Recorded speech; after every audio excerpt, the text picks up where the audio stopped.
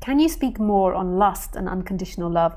I have many women in my life and I feel in love with all of them. Or is it just lust? Does it matter?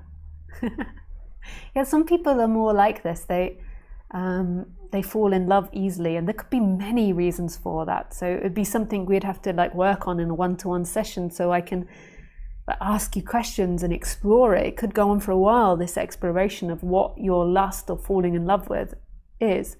But I can like throw around some ideas, and then maybe it'll help you reflect on it when you're by yourself. So there's many things that can happen. Is that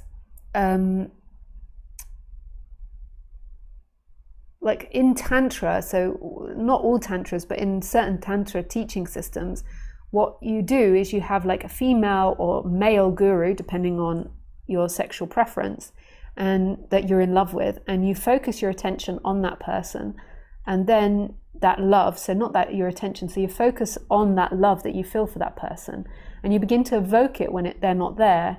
And what that does is that says, okay, it's not the person giving me the love is coming from me. The love is in me because I can just imagine that person and there is love. And then you begin to trick yourself by experiencing that love for that person, but seeing other objects and other people, and then sort of projecting it onto those other objects. So it's like the other objects become your guru. But then eventually you begin to let go of the idea of the guru. So it's like a practice they do. So first of all, it's like all the love for the guru, and then you begin to see it in all other objects. So love is seemingly arising, but it's not arising because of that person. It's arising as everything. It's beautiful, beautiful practice. So there can be that to be explored. But you can also look at what's happening in you. Like, is it actually unconditioned love, like pure falling in love that you're feeling? Or is there attachment issues? So there is this psychological idea called attachment therapy, and it's all about the first few years of life and the way that you attach to your parent figure.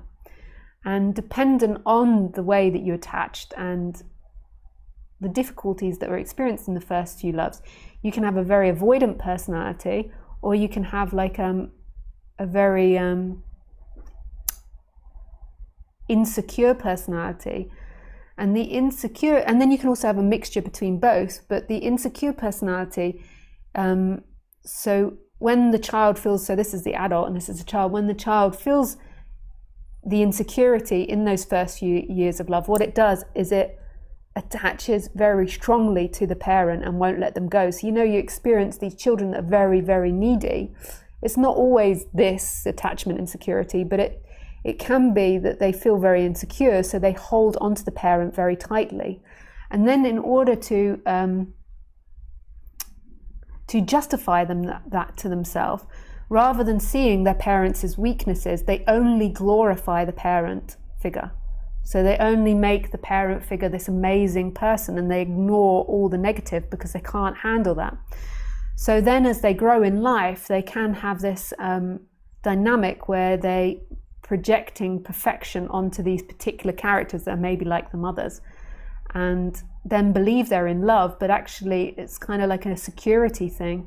It's like when you're with them, you feel more secure and more relaxed. So you could say there could be an awakening in that there's not so much seeking, but it's not really in love, like a balanced in love. It's like an insecurity. So there could be that as well that's happening to you. More 10. Or it could be this other thing that I'm talking about. There's another dynamic that I notice with working people. There's men that tend to have lots of energy up in their head.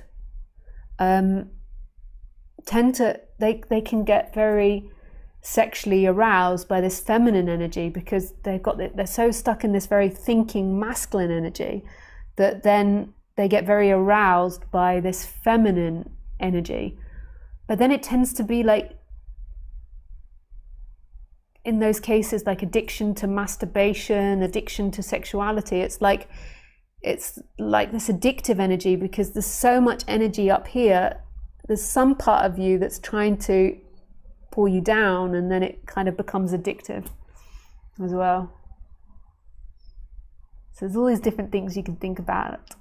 If we did a one-to-one session, I don't offer one-to-one sessions really to people anymore because I've got so many people I work with and the waiting list. But if we did it, you know, I would step through it and ask you these questions to get you to see what's happening in that. Because ultimately all the answers are there. Like, why is it that there is a falling in love? Like, what do I feel in this falling in love? What do I daydream about? You know, that's a good question.